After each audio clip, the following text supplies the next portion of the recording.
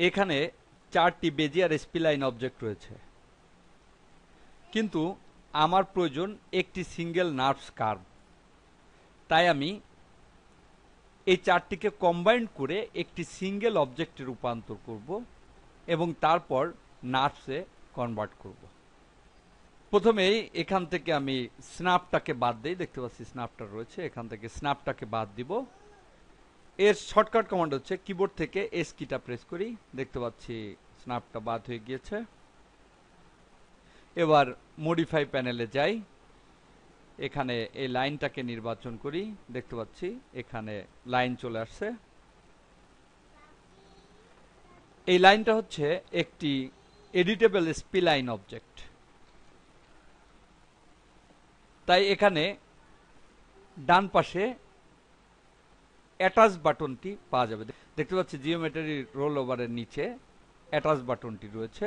এবার এই অ্যাটাচ বাটনের উপর ক্লিক করি, এবার বাকিগুলোর উপর ক্লিক করি, যেগুলো আমি অ্যাটাচ করব এর উপর ক্লিক করি, এখানে ক্লিক করি এবং এখানে ক্লিক করি। দেখতে পাচ্ছি 4টাই নির্বাচন হলো।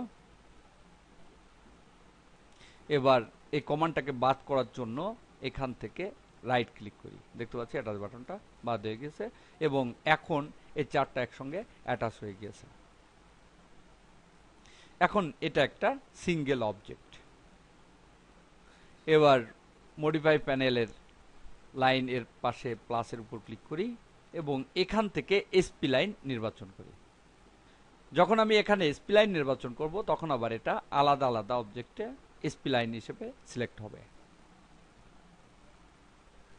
এর উপর ক্লিক করি, দেখতে পাচ্ছি আলাদা নির্বাচন হয়েছে, এটাও আলাদা, এটাও আলাদা, এটাও আলাদা। অর্থাৎ স্প্লাইনের উপর যখন আমি নির্বাচন করব তখন এটা আলাদা আলাদা স্প্লাইন হিসেবে নির্বাচন হবে।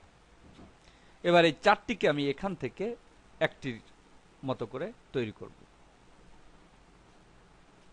এখান থেকে এই জয়েনিং পয়েন্টটা নির্বাচন করি, দেখতে পাচ্ছি দুটা নির্বাচন হলো।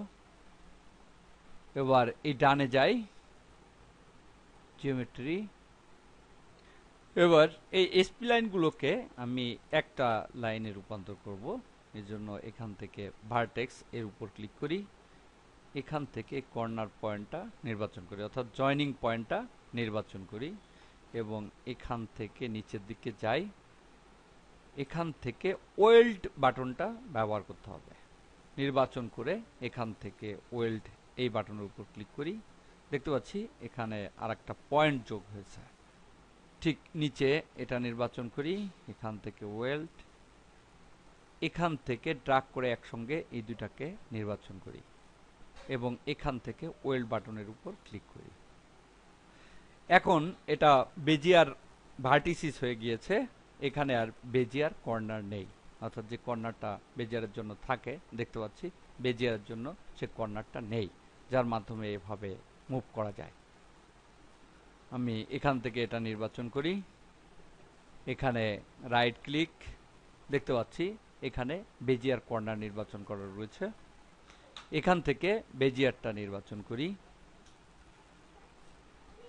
আবার এই দুটাকে নির্বাচন করি, রাইট ক্লিক, বেজিয়ার, এটা নির্বাচন করি, রাইট ক্লিক,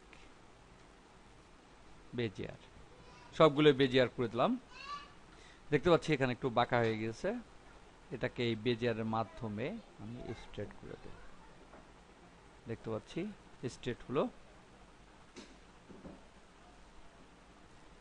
এবার এগুলো আমি নির্বাচন করে রাইট ক্লিক করি, দেখতে পাচ্ছি বেজিয়ার হয়ে গেছে, অর্থাৎ অন্য যে পয়েন্টগুলো রয়েছে সব পয়েন্টগুলোই এখন বেজিয়ারে নির্বাচন হয়ে গেছে, এখন আর বেজিয়ার কর্নার নেই, অর্থাৎ এখন পুরাটাই বেজিয়ার স্প্লাইন হয়ে গেল। এবার লাইনের উপর ক্লিক করি, এবার এই পুরাটাকে নার্ভসে কনভার্ট করব, এজন্য এখানে রাইট ক্লিক, কনভার্ট টু, নিচে দেখতে পাচ্ছি কনভার্ট টু নার্ভস, এর উপর ক্লিক করি, তাহলে এটা